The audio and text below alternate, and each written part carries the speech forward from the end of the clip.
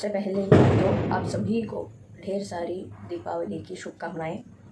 ये 2025 जो विश्वावसु नाम संवत्सर है, ये सभी के लिए बहुत ही शुभदायक शुभप्रदायक ऐसा प्रतीत हो रहा है। तो बहुत से बदलाव ये जो है इस व्यवहारिक जगत में भी आ रहे हैं और उस आध्यात्मिक जगत में भी आ रहे हैं, जिसकी अनुभूति हम सभी को थोड़ी थोड़ी तो हो ही रही है। तो आशा करें और प्रार्थना करें कि सर्वे जनाः सुखिनो भवन्तु। और इसी प्रार्थना के साथ आज का हमारा ये जो विषय है, जो टॉपिक है, हमारे ही एक व्यूअर से रिक्वेस्ट किए हुए इस विषय पर हम चर्चा करेंगे। और ये बहुत ही एक इंटरेस्टिंग टॉपिक है, माया का स्वरूप। तो माया क्या है, इसे हम किस प्रकार से समझ सकते हैं। और ये एक बहुत ही पेचीदा सा विषय है, इतना सरल भी नहीं है, परंतु अगर हम भगवान के मुखारविंद से इसका श्रवण करें तो भगवान की निपुणता के बहुत ही गंभीर विषयों को भी बहुत ही सरल प्रकार से वो प्रकट कर देते हैं, प्रकाशित कर देते हैं। तो आज हम भगवान के ही मुखारविंद से इस विषय पर उन्होंने जो प्रकाश दिया है उसका हम श्रवण और पठन करेंगे। तो चलिए प्रारंभ करें भगवान की प्रार्थना से। श्री गणेशाय नमः, श्री गुरुभ्यो नमः, गुरुचरणारविन्दाभ्यां नमः, नमो नमः श्री गुरुपादुकाभ्यां। श्री कृष्ण कृष्ण कृष्ण अच्युतानंद गोविंद, कृष्णाय वासुदेवाय देवकी नंदनाय च नंदगोपकुमाराय गोविंदाय नमो नमः। श्री राधा कृष्णाय नमो नमः। ओम नमः शिवाय। ओम नमः शिवाय।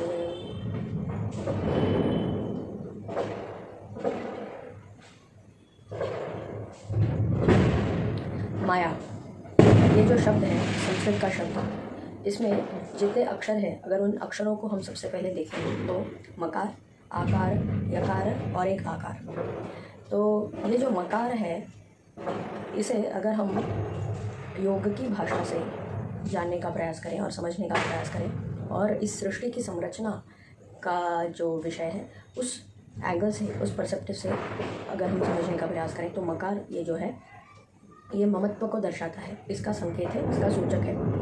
तो ये ममत्व क्या है, जो एक माता का अपने बच्चों के लिए होता है, वो ममता नहीं। ये ममता जो है, ममत्व, इसका अर्थ साधारण सरल भाषा में तो ये हुआ कि मेरा।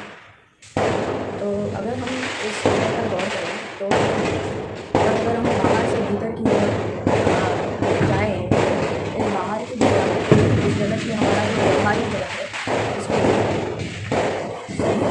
मेरा सबसे पहले तो मैं हूँ और उसके बाद मेरा, तो मेरा परिवार सबसे पहले परिवार आया। मेरा परिवार, मेरे माता पिता, मेरे गुरुजन, मेरे बंधु, मेरे सखा और मेरे साथ जितने हैं वो सहोदरी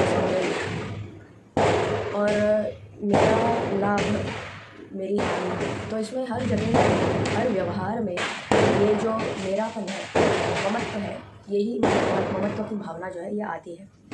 और अगर इसी को हम भीतर की ओर चलते इसका ध्यान चिंतन करें तो मेरी बुद्धि, मेरा शरीर, मेरी बुद्धि और इसी प्रकार से हर किसी विषय पर ममत्व की भावना जो है ये स्वाभाविक है। हर जीव में, हर जंतु में ये स्वाभाविक है। केवल मनुष्य में नहीं, प्राणियों में भी ये स्वाभाविक रूप से हम देख सकते हैं। तो ये जो है ये मकार, मकार है, ये मकार ये ममत्व की भावना को देता है और इसे दर्शाता है। अब आया आकार। आकार जो है ये शक्ति है। तो ये जो शक्ति के स्वरूप ब्रह्म से निकला ये जो मकार है, वो शक्ति के साथ जुड़ करके माँ ऐसे बन जाता है, ऐसा स्वरूप लेता है। और यकार जो है ये दर्शाता है ओमनीप्रेजेंस को, यानी जो सर्वव्यापी है, व्यापकता, उसे दर्शाता है यकार। और इसके साथ भी शक्ति जुड़ जाती है तो माया ऐसा शब्द बन जाता है। तो इस माया शब्द का अर्थ ही ये हुआ कि वो शक्ति, प्रभु की वो शक्ति जो सभी जीवों में, प्राणियों में, प्रकृति में जितने भी अंश हैं उन सभी अंशों में ममत्व की भावना को जागृत कर दे और एक प्रकार का आकर्षण, एक सबसे पहले तो एक प्रकार का भेद जो है वो भेद को उत्पन्न करता है, एक मैं और एक दूसरा। तो इसीलिए तो आता है ना मेरा, ये एक मेरा है, ये एक मेरा नहीं है। ये जो भावना हमारे अंदर आती है, हमारे भीतर आती है, वो इस भेद के कारण ही आती है। तो ये जो भेद है वो उत्पन्न करने वाली जो शक्ति है वही माया है। और इसका प्रारंभ कैसे हुआ? सबसे पहले आदिकाल में जो है केवल और केवल भगवान एक ही थे। ये तो सभी उपनिषदों में पाया जाता है, सभी वेदों में इसकी घोषणा होती है, सभी पुराणों में यही बताया गया है कि आदिकाल में केवल भगवान ही थे। तो और वो केवल एक ही थे। फिर उनके मन में ये इच्छा शक्ति की उनकी इच्छा शक्ति से, अपनी प्रेरणा से, अपनी स्वतंत्र जो शक्ति है उससे, इच्छा शक्ति से उनके मन में ये इच्छा आई कि मैं अनेक हो जाऊँ, एक से अनेक हो जाऊँ। तो जब ये इच्छा आई तो अपनी इच्छा शक्ति जो है उसमें इसी माया शक्ति ने, तो वो माया का रूप लेती है और एक भेद को उत्पन्न करती है। और ऐसे कई सारे भेदों के अंतर्गत ये जो है एकत्व में अनेकता का एक आभास जो है वो क्रिएट करती है, इसकी सृष्टि करती है। परंतु क्या ये सत्य है? सत्य है? नहीं है, सत्य नहीं है, केवल और केवल काल्पनिक है। क्यों? क्योंकि सत्य तो एक ही है कि भगवान केवल एक है। तो उदाहरण के तौर पे आप हैं, आपके घर में हैं तो केवल आप ही हैं। आपके जैसा दूसरा कोई नहीं हो सकता, या आपके समान दूसरा कोई नहीं हो सकता, केवल आप ही हो सकते हैं। तो इसी प्रकार से केवल भगवान ही हो सकते हैं, भगवान के समान या भगवान जैसा दूसरा कोई हो ही नहीं सकता। तो ये सत्य है। परंतु इस सत्य के विपरीत अगर हमें अनेकता चाहिए, लोग चाहिए, बहुत सारी सृष्टि चाहिए, सृजन चाहिए, तो ये केवल और केवल काल्पनिक ही हो सकती है।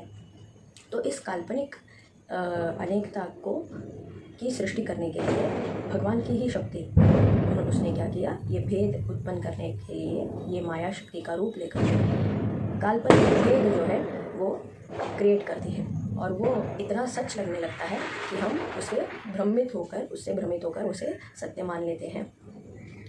तो यही है कि जो सत्य नहीं है, जो काल्पनिक है, उसे भी सत्य का प्रमाण और सत्य की पुष्टि की तरह उसे एक सॉलिडैरिटी और एक कॉन्क्रीटनेस जो क्रिएट करती है वही है माया शक्ति।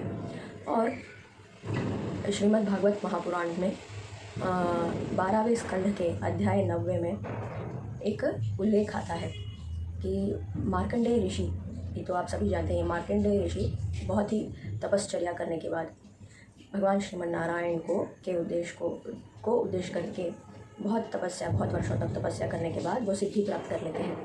तो सिद्धि एक बार अगर हो जाती है तो मन में किसी प्रकार की कोई इच्छा, वरदान मांगने की इच्छा नहीं रहती।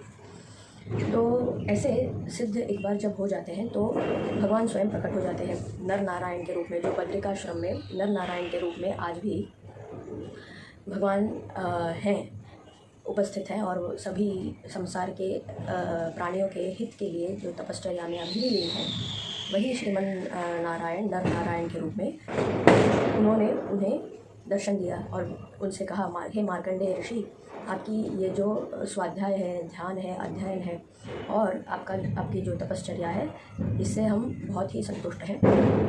आपकी तपश्चर्या ने सिद्धि प्राप्त कर ली है, तो इसीलिए मांगो जो वरदान मांगना है। तो अभी भगवान ऋषि मार्कंडेय ने भी कहा कि हे भगवान, ये तो आपकी ही लीला है, आपकी करुणा है कि आप ऐसा वरदान देने के लिए भी तत्पर रहते हैं, परंतु मेरे मन में तो कोई वरदान मांगने की इच्छा ही नहीं। आपसे ज़्यादा भला मांगने के लिए इस संसार में और बचा ही क्या। परंतु फिर भी मेरे मन में एक जिज्ञासा है, उस जिज्ञासा को शांत कीजिए कि आपकी माया कैसी है, इसका मुझे बोध कराइए, तो मुझे बताइए। तो इस माया के बारे में बताने के लिए भगवान से ज़्यादा उपयुक्त और सज्जन और कौन होगा, और कौन हो सकता है। तो भगवान ने भी तथा ये कह करके अंतर्धान हो गए। फिर मार्कंडेय ऋषि भी इसी सोच में कि हाँ, भगवान ने आशीर्वाद दिया है तो कभी ना कभी ये सिद्ध तो होगा, साध्य होगा। तो अपने आश्रम में वापस चले गए और इसी के बारे में चिंतन करते रहे। तो एक दिन ऐसा आता है कि भगवान अपनी लीला दिखा देते हैं। एक दिन ऐसा होता है कि जब शांत वातावरण में अचानक एक बहुत बड़ा स्टॉर्म जो है वो क्रिएट हो जाता है। वायु जो है अति वेग चलने लगती है। फिर बादल जो है आ जाते हैं, क्लाउड्स आ जाते हैं, ज़ोरों की बरसात होती है और मेघ गरजने लगते हैं, तो बिजली भी कड़कती है और ज़ोर ज़ोर से ऐसे मूसलाधार वर्षा जो है वो होने लग जाती है। तो ये सब देख कर के जो मार्कंडेय ऋषि हैं थोड़े आश्चर्यचकित भी होते हैं और सोचते भी हैं कि हे प्रभु, ये क्या है, ये कैसी घटना है। तो देखते ही देखते क्या होता है कि पानी बहुत बह जाता है, सभी चीज़ें बहने लगती हैं उस पानी में, जो फ्लडिंग बोलते हैं ना, ऐसे बहुत सारा फ्लडिंग हो जाता है। तो हर पशु, प्राणी, वृक्ष, लता, गुल्म और पर्वत सब जो है उस पानी में बहने लगते हैं। तो ऐसा लगता है कि ये संसार जो है अभी ख़त्म होने वाला है। इतना बड़ा जो एक डिल्यूज जो है वो आ गया था, प्रलय। तो उस पानी में फिर क्या हुआ, धीरे धीरे ऋषि मार्कंडेय भी बहने लग गए और उनके इर्द गिर्द जो है चारों ओर ये जो क्रोकोडाइल्स, एलिगेटर जो होते हैं वो आ गए और वो उनको दबोचने की फिराक में रहते हैं। तो ये सोच में पड़ गए और बहुत चिंतित होकर के ये प्रभु का स्मरण करते हुए वहीं पे बचने का प्रयास करते करते रह गए। वो जो पानी का वेग है उस वेग में वो बहते चलते रहे। फिर बाद में एक पल के लिए ऐसा लगा कि निश्चित है मेरा तो अंत आ ही चुका है। तो फिर वो भगवान का नाम स्मरण में भूल जाते हैं, सब कुछ भूल जाते हैं और अपनी चिंता में लगे रहते हैं कि आज तो मेरा अंत निश्चित है। तो ऐसे बहुत ही ज़्यादा व्याकुल होकर के व्याकुल हृदय से वो वहीं पानी में ऐसे सफोकेट होकर के हाथ पैर मारते रहते हैं। फिर कुछ देर बाद ऐसा होता है कि एक ही वृक्ष जो है उन्हें दिखाई पड़ता है और धीरे धीरे उस वृक्ष के पास से थोड़ी ही दूर में एक जगह होती है। उस जगह में वहाँ पे पानी का असर नहीं होता, तो वहाँ पर वो खड़े हो जाते हैं और देखते हैं। तो वहाँ पे वो जो वटवृक्ष है, वो वटवृक्ष के एक पत्ते में एक छोटा सा बालक जो है अपने पैर के अंगूठे को मुंह में लेकर के ऐसे मस्त में वो लेटा हुआ है। तो ये दृश्य देखने के बाद वो और भी आश्चर्यचकित हो गए कि ये कैसी माया है, ये कैसी लीला है। तो फिर धीरे धीरे क्या होता है, वो सारा जो पानी है निकलने लगता है, अपने आप ही कम होने लगता है और वो देखते हैं कि ये बालक अकेला कैसे बच गया। तो वो धीरे धीरे उस वृक्ष के पास जाकर के उस बालक को बचाने का प्रयास करते हैं। तो वो बालक जो है वो अंतर्धान हो जाता है। फिर उन्होंने देखा तो आसपास कुछ भी नहीं, सब कुछ व्यवस्थित है, वो अपने आश्रम में सकुशल बैठे हुए हैं। तो ये इनके समझ से परे है। तो वो सोच रहे थे कि ये आखिर हुआ क्या कुछ हुआ, क्या कुछ हुआ नहीं, ये आखिर क्या था। तो फिर उन्हें अपने ही मन में भगवान के प्रभाव के कारण उनके अपने मन में ही उन्हें प्रेरणा मिलती है कि यही भगवान की माया है। तो जो है वो होने जैसा सत्य प्रमाण जो है वो उसकी अनुभूति और उसका आभास हमें होता है, परंतु ऐसा कुछ होता ही नहीं है। तो ये एक कथा जो है ये पौराणिक कथा है जिसका श्री मार्कंडेय ऋषि ने अपने आप स्वयं ही इसका प्रैक्टिकल अनुभव जो है वो माया का किया है। दूसरी कथा जो जुड़ी है इस माया के साथ जो है देवी भागवत पुराण। इसमें यही जो प्रश्न है ये नारद मुनि ने भगवान श्रीमन नारायण से पूछा था कि नारायण मुझे बताइए आपकी माया के बारे में, मैं आपकी माया को किस प्रकार समझूं, मुझे कुछ इसके बारे में समझाइए।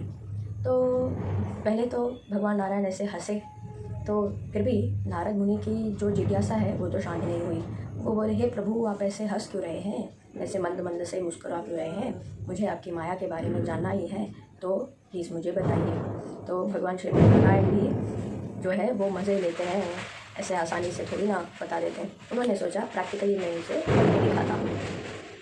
तो बोले चलो नारद, मैं तुम्हें एक जगह पे एक अच्छे से जगह पर लेकर चलता हूँ।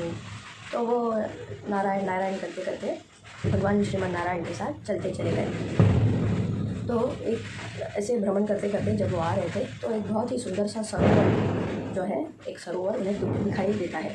उस सरोवर के पास आकर के निकट आकर के श्रीमन नारायण ने नारद मुनि से कहा कि हे नारद, अब तुम इस जल में प्रवेश करो, थोड़ा सा स्नान वान कर लो और अपना जो तंबूरा वगैरह है मुझे दे दो, मैं पकड़ लेता हूँ, तुम थोड़ा सा स्नान करके क्यों नहीं आ जाते। तो नारद मुनि ने कहा क्यों ऐसे अचानक भगवान मुझे स्नान करने के लिए कह रहे हैं, फिर भी चलो मैं कर ही लेता हूँ, जब भगवान ने कहा है तो मैं कर ही लेता हूँ। तो उन्होंने अपना जो तंबूरा वगैरह था वो भगवान को दिया, अपना जो उत्तरीय था वो भगवान के हाथ में सौंप करके भगवान में अभी आया जैसे कह करके वो पानी में उतर गए। पानी में उतरे, फिर उसमें स्नान करने हेतु जो है वो नाक पकड़ करके उठक बैठक करने लगे। तो जैसे ही 3 बार डुबकी लगा करके वो बाहर आए तो पूरा सीन जो है वो चेंज हो चुका था। श्रीमन नारायण तो कब के अंतर्धान हो गए थे। तो अब नारद मुनि नहीं रहे, उन्हें एक स्त्री का रूप मिल चुका था और उनकी स्मृति भी एक स्त्री की ही हो गई थी। वो ये पूरी तरह भूल चुके थे कि वो नारद मुनि हैं। तो ये स्त्री जो है वहाँ पर पे खड़े खड़े सोच ही रही थी कि मैं ये कहाँ हूँ, क्या कर रही हूँ, कि वहाँ से एक राजकुमार जो है अपने घोड़े पर आ रहा था। तो राजकुमार ने इस सुंदर सी स्त्री को देखा तो मोहित हो गया और ये स्त्री भी उस राजकुमार को देख करके मोहित हो गई। दोनों का विवाह हो जाता है, वो दोनों अपने राज्य में राज करने लगते हैं। तो उनके बहुत से पुत्र होते हैं, उन पुत्रों का विवाह हो जाता है, उनके राज्य में समृद्धि रहती है। बहुत कालों तक, बहुत वर्षों तक बहुत अच्छे से वो राज करते हैं। तो पुत्रों के पौत्र हो जाते हैं। तो ऐसे ही बहुत साल जो है वो स्त्री अपने राजकुमार के साथ बहुत ही अच्छा समय व्यतीत कर लेती है। फिर ऐसा एक समय आता है जब एक दूसरे राजा का आक्रमण हो जाता है इनके राज्य पर और धीरे धीरे उनके सारे पुत्र पौत्र जो है वो उस संग्राम में मृत हो जाते हैं और राजा भी मृत हो जाता है। तो ये सारा राजपाट जो है वो दूसरे शत्रु राजा को प्राप्त हो जाता है। तो ये स्त्री अकेली रह जाती है और ये ज़ोर ज़ोर से रो कर बहुत ही वेदनापूर्वक अपनी वेदना को व्यक्त करते हुए विलाप करती रहती है। वो कहती है कि इतने साल जो है मैं अपने पति के साथ, अपने पुत्र पौत्र के साथ और इतनी समृद्ध राज्य में रही, मेरा सब कुछ लुट गया, बर्बाद हो गया। तो अब ये सुंदरता मेरी किस काम की, ऐसे कहकर बहुत ज़ोर ज़ोर से विलाप कर रही थी। तो इस इतने सारे वर्षों में वो भगवान नारायण का नाम जप करना तो स्मरण वो छोड़ ही चुके थे नारद मुनि, उन्हें इस विस्मृति हो चुकी थी और पूर्णतः वो ये स्त्री के रूप में और उसकी जो कथा है उसका जो चरित्र है उस चरित्र में ही डूब गए थे। फिर भगवान नारायण ने अनुग्रह किया, वो खुद ही एक पुरोहित का वेश धारण करके उस स्त्री के पास आए। तो फिर उन्होंने कहा कि हे स्त्री, देखो जन्म मृत्यु जो है ये एक अटल सत्य है इस जगत का, तो इसीलिए ये विलाप करना छोड़ दो और जो अपने छूटे हुए जो अपने लोग हैं उनके निमित्त जो है श्राद्ध करो। तो श्राद्ध कहाँ करें? तो उन पुरोहित ने कहा कि मुझे एक सरोवर पता है, उस सरोवर के पास मैं तुम्हें ले जाता हूँ, वहीं चल करके तुम सभी के लिए, सभी मृत व्यक्तियों के आत्मा की शांति हेतु तुम श्राद्ध तर्पण कर लो। तो वो स्त्री इनका कहना मानती है, उस सरोवर में जो पहले वही सरोवर था उसी सरोवर के पास ये दोनों फिर से आ जाते हैं। तो उन्होंने कहा स्त्री, तुम सबसे पहले तो इस सरोवर में डुबकी लगा करके स्नान करके आ जाओ। तो जैसे ही वो 3 बार डुबकी लगा करके स्नान करके उठती है तो फिर से नारद मुनि का वेश उन्हें मिल जाता है और सामने भगवान उनका तंबूरा और उनका जो उत्तरीय है उसे खड़े हुए उन्हें नजर आते हैं। तो ऐसे क्या हुआ भगवान विष्णु, आप मुझे मेरी तरफ ऐसे देख करके ऐसे क्यों मुस्कुरा रहे हैं? ऐसे नारद मुनि को कुछ ही ज्ञात नहीं कि इतने सालों में उन्होंने क्या किया, क्या नहीं किया और क्या क्या हुआ। इसकी विस्मृति फिर पुनः हो गई और फिर आकर के भगवान श्रीमन नारायण से पूछ रहे हैं। तो भगवान की करुणा से उन्हें वो स्मृति आ जाती है कि इतने वर्षों तक वो स्त्री का वेश धारण करके न जाने कितने पुत्र और पौत्र इन सभी का इन सभी को जन्म दे करके एक पत्नी का रूप धारण करके, एक पत्नी का चारित्र्य निभा करके जी रहे थे। और इतने कालों तक उनको भगवान श्रीमन नारायण, अपने प्रिय श्रीमन नारायण जिनका नाम वो एक बार भी लिए बिना नहीं रह सकते, उनकी विस्मृति रही, एक बार भी उन्होंने उनका नाम नहीं लिया और पूर्णतः जो है उस स्त्री के ही चारित्र में रह गए थे। तो ये सब करके वो बहुत ही हड़बड़ा गए। तो उन्होंने कहा कि हे भगवान श्रीमन नारायण, इसके लिए आप विस्तार पूर्वक से समझाइए। तब भगवान श्रीमन नारायण उन्हें बोध कराते हैं कि यही माया है। इस प्रकार से जागृत, स्वप्न, सुषुप्ति ये 3 अवस्थाएं हैं। इन 3 अवस्थाओं के ऊपर भी एक अवस्था है तुरीयावस्था। उस तुरीयावस्था में अगर हम पहुंच जाएं तो ये 3 जो है अवस्थाओं से हम परे हो जाते हैं। तो ये तब इस माया के ऊपर हम आ जाते हैं। लेकिन तब तक हमें जो असत्य है वो सत्य, और जो सत्य है वो उसकी विस्मृति हमेशा ही रहती है। तो जानना हमें यही चाहिए कि सत्य क्या है, जो हमारे भीतर आत्मा है, उस आत्मा का स्वरूप क्या है, ये जानने की चेष्टा हमें करनी चाहिए। तो अगर हम आत्मा के बारे में जानने की जिज्ञासा रखते हैं और उसके बारे में हम समझने लगते हैं, तब हमें अपने स्वरूप का, निज स्वरूप का बोध होता है। जैसे आदि शंकराचार्य ने भी अपने भज गोविंदम के द्वारा और अन्य जो उन्होंने ब्रह्मसूत्र भाष्य और उपनिषद के भाष्य के रूप में, भगवत गीता के भाष्य के रूप में उन्होंने लिखा हुआ है, वो सभी जो है, और विवेक चूड़ामणि, इन सभी जो रचनाएं आदि शंकराचार्य जी ने की है, उसमें उन्होंने इसी बात को समझाया है कि निज स्वरूप, अपने आत्मा के स्वरूप के बारे में जानना, वो किस प्रकार से स्वतंत्र है, स्वतेजस, आत्म तेजस के रूप में है, ज्ञान विज्ञान के रूप में है और सच्चिदानंद रूप में है। इस रूप को हम जानने की चेष्टा करें तो तभी हमारा जीवन जो है वो सफल माना जा सकता है, अन्यथा नहीं। तो माया के स्वरूप के बारे में अगर हमें जानना हो तो इससे बेहतर हम और कोई उदाहरण या किसी प्रकार के विवेचन का हम प्रयोजन ले नहीं सकते। तो ये जो 2 कथाएं हैं, इन कथाओं के द्वारा हम समझ सकते हैं कि कैसे काल्पनिक आकर्षण जो है ये हमारे मन में क्रिएट हो जाता है, और जो सत्य है, जो हम क्या हैं, हम क्या हैं, इस सत्य का बोध जो है, इसकी विस्मृति हमें रहती है। वही शक्ति जो है माया शक्ति है। तो ये सर्वव्यापी है, सभी अवस्थाओं में, जागृत में, सुषुप्ति में और स्वप्नावस्था में ये रहती है। तीनों कालों में, भूत, वर्तमान और भविष्य, इन तीनों कालों में ये व्याप्त रहती है। तो और हर जगह में, देश में, देश काल परिच्छिन्न, तो हर देश में, हर काल में। तो ऐसा नहीं है कि आज मैं अगर एक जगह पर हूँ, अगर मैं चेन्नई में हूँ या दिल्ली में हूँ या बेंगलोर में हूँ या कहीं और में हूँ, तो वहाँ पर मेरे मन में ममत्व है, और अगर मैं कहीं और चले जाऊँ तो मेरे मन में वो ममत्व नहीं रहेगा। ऐसा नहीं, मैं चाहे कहीं पर भी रहूँ, वो ममत्व मेरे पास तो रहता ही है। तो इसीलिए भगवान आदि शंकराचार्य ने भी कहा है कि मैं और मेरा, अहम, ये जो है ये है, इससे हम अपने आप को बचा सकें, इससे हम अपने आप को दूर कर लें, तो हमें हमारा जो गोल है वो हमें प्राप्त हो जाएगा।